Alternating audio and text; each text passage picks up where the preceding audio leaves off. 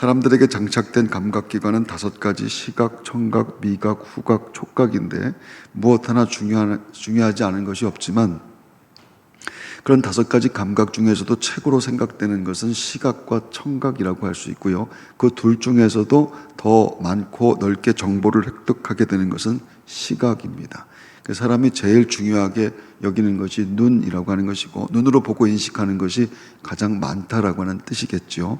사람이 눈이라고 하는 감각을 얼마나 신뢰하는지 눈으로 사람들은 말도 합니다. 여러분 지금도 눈으로 제게 말을 걸고 있기도 하는 겁니다.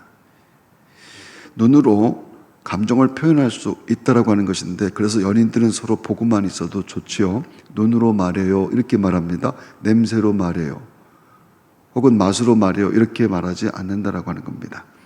타인이나 사물을 볼 때 눈에 가장 먼저 보이는 것, 그것이 자신의 가장 큰 관심사라고 할 수 있습니다.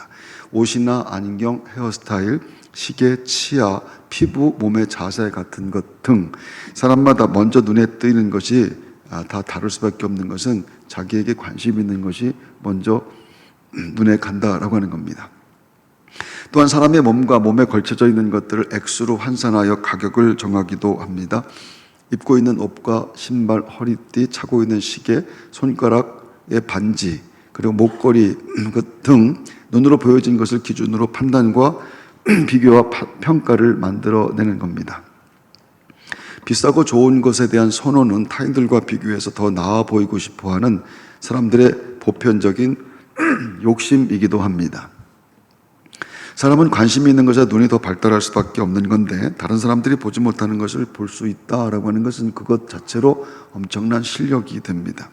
그렇게 특별한 감각은 사회의 흐름과 유행에 민감한 눈을 의미하게 되는데, 눈이 보배다라고 말하는 것은 자기 분야에 눈 좋은 사람, 그 사람이 성공하기 때문에 그런 것입니다.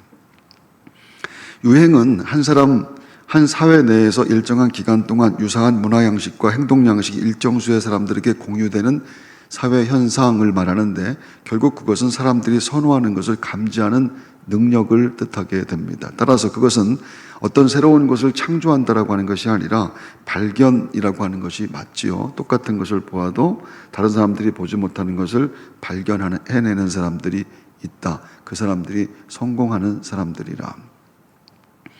예수님은 눈은 몸의 등불이라고 하셨습니다. 눈은 몸의 등불이니 그러므로 네 눈이 성하면 온몸이 밝을 것이요 눈이 나쁘면 온몸이 어두울 것이니 그러므로 내게 있는 빛이 어두우면 그 어둠이 얼마나 더하겠느냐. 오늘 아침 말씀을 통해서 열리는 눈이 우리 모두에게 꼭 있게 되기를 바랍니다. 눈이 간다라고 하는 것은 마음이 간다라고 하는 것을 뜻하는데, 보는 것에 마음이 있고 마음이 있으니까 또 눈에 보여지게 됩니다. 눈은 몸의 등불, 마음과 눈은 서로 분리될 수가 없는데 보는 것으로 마음이 만들어지게 되지요. 그래서 항상 보는 것을 조심해야 됩니다. 보는 것으로 마음이 만들어지고 생각이 만들어지고 생각과 마음이라고 하는 것은 자기 인생이 되기 때문에 그런 겁니다. 눈에 정욕이 있어서 잘못 보면 인생을 망칠 수가 있는데, 성경엔 보지 말아야 될 것들을 봐서 망한 사람들이 의외로 참 많습니다. 최초의 인류인 아담과 하와부터 선악과를 보다가 죄를 범하게 되었고요. 다윗은 밧세바가 목욕하는 것을 훔쳐보다가 간음을 하고 말게 됩니다. 모든 죄가 시선에서부터 시작되었다라고 말합니다.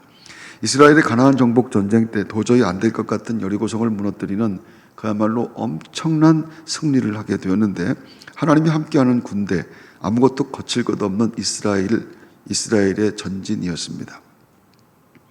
하지만 여리고와는 비교가 안 되는 아이성이라고 하는 작은 성과의 전투에서 이스라엘은 대패를 하게 됩니다. 누구도 예상하지 못했던 그런 패배였지요. 너무 기가 막혀서 이스라엘 백성들의 마음이 다 녹아버렸다. 성경은 그렇게 말을 합니다. 아이 사람이 그들을 36명쯤 쳐 죽이고 성문 앞에서 스바림까지 쫓아가 내려가는 비탈에서 쳤으므로 백성의 마음이 녹아 물같이 된지라. 조사를 해봤더니 이게 어떻게 된 일인가? 우리가 어떻게 아이성에서 이렇게 대표를 할 수가 있는가? 그것은 아간이라고 하는 사람이 외투 한 벌과 금은을 보고 죄를 범한 것 때문이었습니다. 이렇게 말합니다. 내가 노력한 물건 중에 시날산의 아름다운 외투 한 벌과 은 200세겔과 그 무게가 50세겔 되는 금덩이 하나를 보고 탐내어 가졌나이다. 그러니까 한 사람 때문에 한 사람이 바라본 것 때문에 수많은 사람들이 죽었고 온 백성의 마음이 다 녹아내리게 되었습니다. 아간이 외투와 금의 마음을 빼앗긴 것은 그의 눈 때문인데 결국 아간은 죽임을 당하게 되죠. 그가 훔친 것과 모든 그의 가족들, 심지어 그에게 속한 가축들까지 아골골짜기에서 돌에 맞아 죽고 모두가 다 불태워졌습니다. 그러니까 본 것으로 시작된 너무 무서운 결과였는데 성경은 그것을 craving for everything we see 이렇게 표현하는데 안목의 정욕이라고 말합니다. 다른 번역 성경에는 눈의 욕망이라고 말하는데요. 내 눈이 가는 곳, 내 눈에 자꾸 보이는 것, 거기에 내 욕망이 숨어 있다 이렇게 말하는 겁니다. 그러니까 내 눈이 자꾸 향하는 곳, 거기에 내 욕망이 숨어 있다.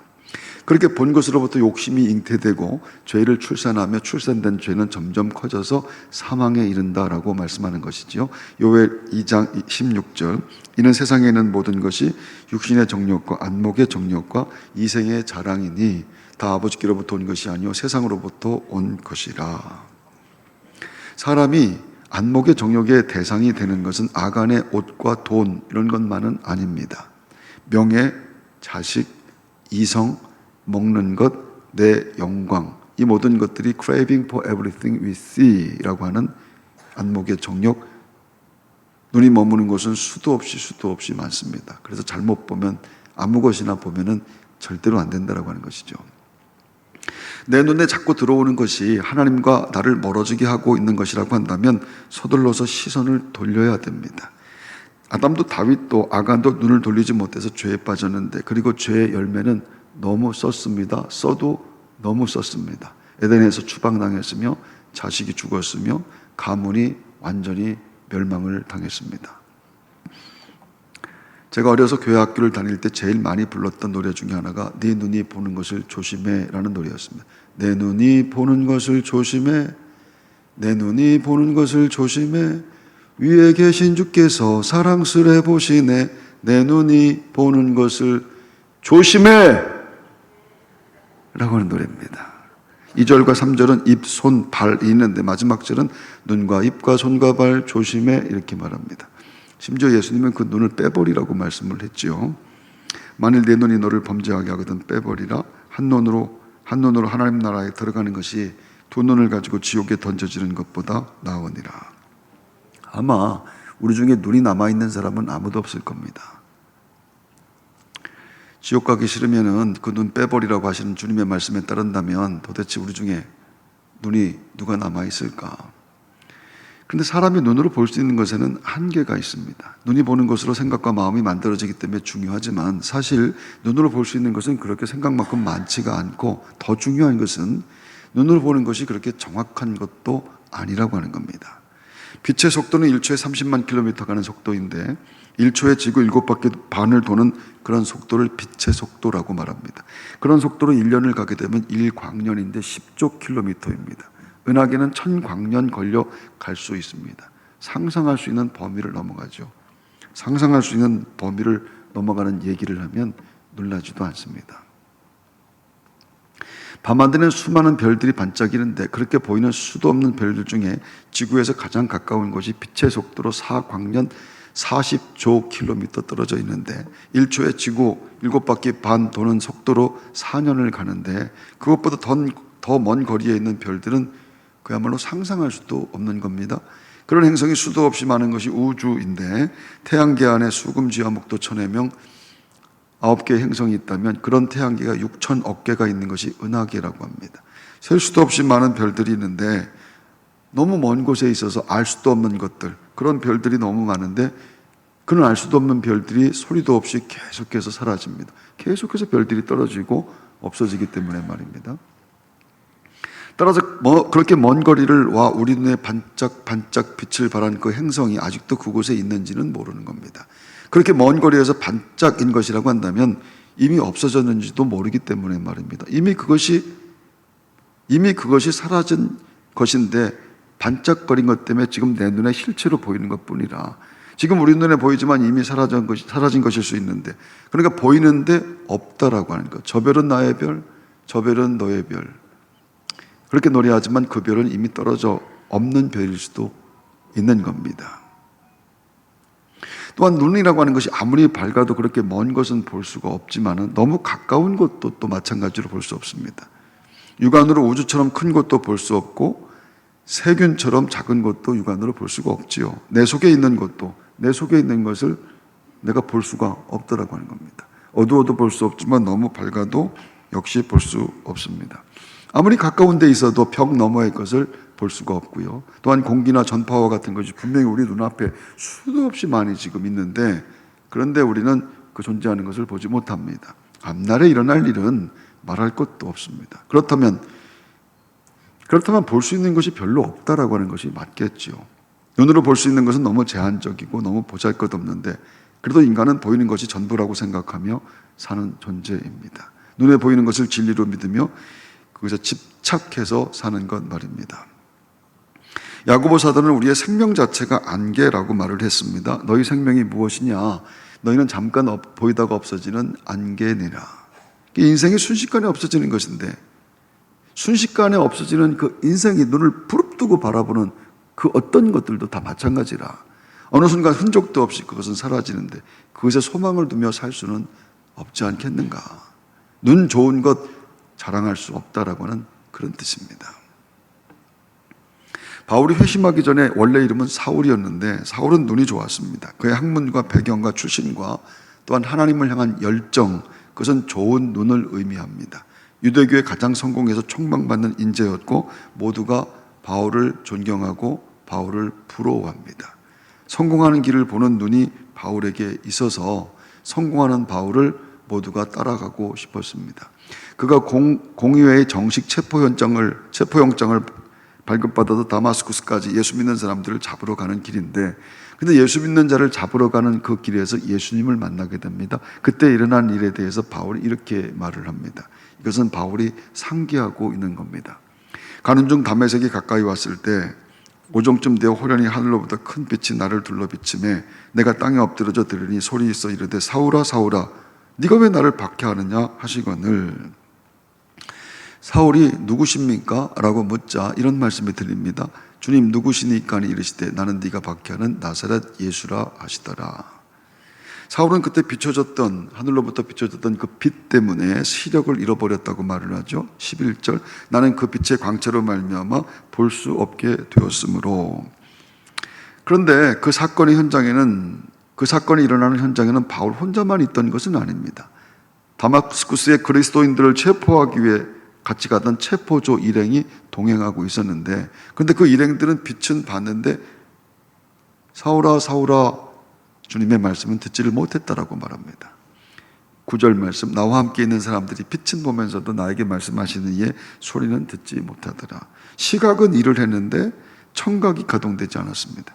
그런데 똑같은 장면에 대해서 사도행전 9장은 다르게 말을 합니다. 지금 우리가 읽은 그 말씀은 그때 일어났던 일에 대해서 바울이 설명하고 있는 것이고, 사도행전 9장에 있는 말씀은 실제로 일어난 말씀입니다. 일행이 소리는 들었는데 아무것도 보지는 못했다. 또 이렇게 얘기를 하는 겁니다. 9장 7절 같이 가던 사람들은 소리만 듣고 아무도 보지 못하여 말을 못하고 서 있더라.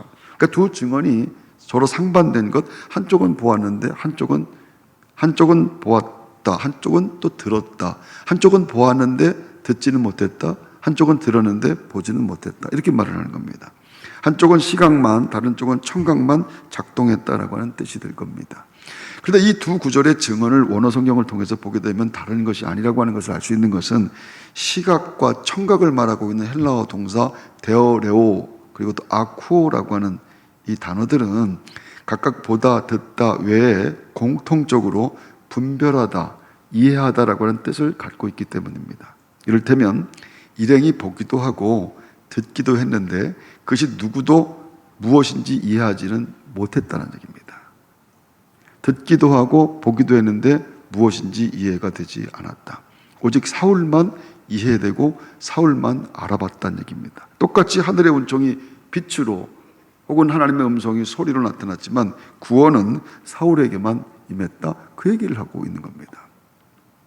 그것은 구원이라고 하는 것이 시각과 청각으로 이해되어 받을 수 있는 것이 아니다라고 하는 뜻이 되겠죠. 사울은 나중에 했던 그의 고백처럼 죄인 중에 괴수입니다. 내가 제일 나쁜 놈이다, 자기가 스스로 얘기했던 것처럼. 당시 체포조 중에서 가장 악랄한 우두머리였다라고 하는 그런 뜻일 텐데, 그런데 그날 주님의 은총은 사울에게만 임합니다. 신기하고 이해할 수 없는 놀라운 일입니다.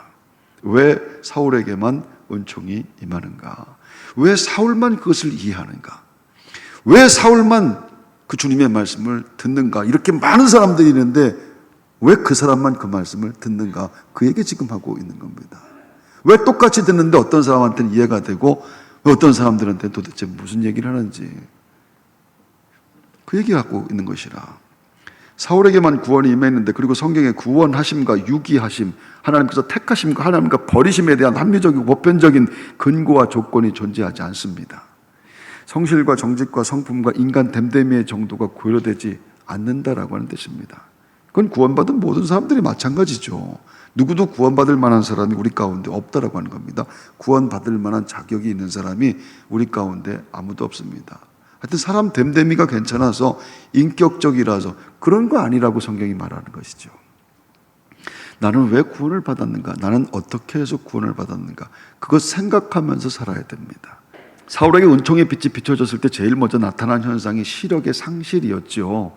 사울은 결국 자기가 가고자 했던 다마스쿠스에 들어가기는 합니다. 하지만 눈이 멀어버린 사울은 눈을 부릅뜨고 그곳에 들어가는 것이 아니라 볼 수 없는 맹인이 되어서 일행들의 손에 부축이 되어 끌려갔다. 성경이 그렇게 말합니다. 주의 빛으로 사울이 시력을 잃었다, 눈이 멀었다라고 하는 것은 지금까지 욕망의 눈으로 살아온 모든 삶의 부인됨을 의미합니다. 그 순간에 모든 자랑, 모든 자부심과 긍지가 되었던 것들이 다 삭제되어 버렸다. 자신의 최고의 가치로 삼고 최고의 목적으로 삼았던 삶의 방식과 삶의 목적들, 이 모든 것들이 nothing, 아무것도 아니다, 아무것도 의미 없다라고 하는 것이 되어버렸다라고 하는 뜻입니다. 사울의 눈에는 아무것도 보이지 않습니다. 그런데 성경은 비록 갑자기 그가 시력을 잃어버렸지만 그에게 새로운 눈이 열리고 있다라고 하는 것을 말씀하죠. 전에 볼 수 없었던 것, 전에는 절대로 볼 수 없었던 것이 보이기 시작하는 것 말입니다. 성경은 다메섹에서 아나니아가 안수했을 때 사울이 비로소 눈을 떴다라고 말씀합니다. 사도행전 9장 17절에 18절 말씀, 아나니아가 떠나 그 집에 들어가서 그에게 안수하여 이르되, 형제 사울아, 주 곧 네가 오는 길에서 나타나셨던 예수께서 나를 보내어 너로 다시 보게 하시고 성령으로 충만하게 하신다 하니 즉시 사울의 눈에서 비늘 같은 것이 벗어져 다시 보게 된지라. 그것은 이전과 다른 것을 보는 눈이었습니다. 다른 것을 보며 살게 되었다, 그런 뜻이죠. 그동안 보던 것, 그래서 보는 것을 통해서 만들어졌던 생각과 마음에 있던 것들, 그 모든 것들이 다 배설물이고 다 쓰레기처럼 보이게 되었다. 그 전에는 제일 중요했고 너무 중요했고 그것밖에 중요한 것이 없었었는데, 근데 새로 주어진 눈으로 보게 될 때 그건 다 그냥 쓰레기들이었다, 이렇게 말하고 있는 것이고, 바울의 평생의 삶에, 바울의 사역 가운데 이 고백은 한 번도 바뀌지 않습니다. 다 쓰레기다, 이것들 다 배설물이다. 사울에게 이제 새로운 것, 하나님 나라만 보였기 때문에, 하나님께서 새 눈을 주셨기 때문에, 그래서 사울이 믿는 하나님이, 사울이 믿는 예수 그리스도의 고백이 우리의 것이라고 한다면 이 말씀을 잘 들으셔야 됩니다. 사울은 다른 것을 보게 되었습니다. 눈에 보이는 것이 전부라고 믿고 살았는데 하나님이 믿음을 선물로 주셨습니다. 그리고 밭에 감추인 보물을 바라보게 되었다. 성경이 그것을 성도라고 말하는 겁니다. 시선의 끝에 하나님의 나라가 있는 것. 오늘 말씀을 통해서 그것이 보여지는 은혜가 다시 한번 우리 모두에게 새로워져야 될 줄로 믿습니다. 천국은 마치 밭에 감추인 보화와 같으니 사람이 이를 발견한 후 숨겨두고 기뻐하며 돌아가서 자기의 소유를 다 팔아 그 밭을 사느니라. 믿음이 오면은 보이는 것들에 함부로 마음을 두지를 않습니다. 믿음이 내 속에 들어오면, 십자가로 주님이 내 안에 들어오시게 되면은 그때부터 모든 사람들이 환호하고 모든 사람들이 흥분하고 모든 사람들이 박수를 치고 모든 사람들이 쫓아가는 것이라 할지라도 그렇게 쉽게 마음에 들어오지 않는다라고 하는 것. 보화가 감추어진 밭, 그것만 보이기 때문에 그런 겁니다. 영원한 하나님 나라, 영생으로 주어진 하늘나라의 축복이 내 속에 있는 것. 그래서 내 눈이 새롭게 만들어진 것이라. 그것이 보이기 때문에 말입니다. 할렐루야. 하나님은 인간 역사를 통해서 하나님을 보라고 말씀합니다. 그것은 세상과 내 인생을 움직이고 있는 하나님의 손을 바라보라고 하시는 하나님의 음성이라. 내 마음대로 못 삽니다. 내 신념과 확신으로 되지도 않습니다.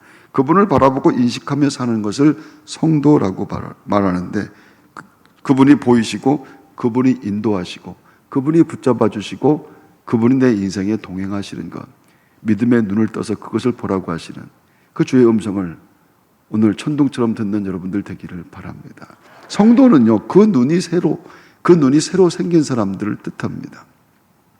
그것은 성도에게 그 눈, 밭에 감추인, 보화가 감추어진 밭을 보는 그 눈은 600만 불 들여서 만들어진 눈이 아닙니다.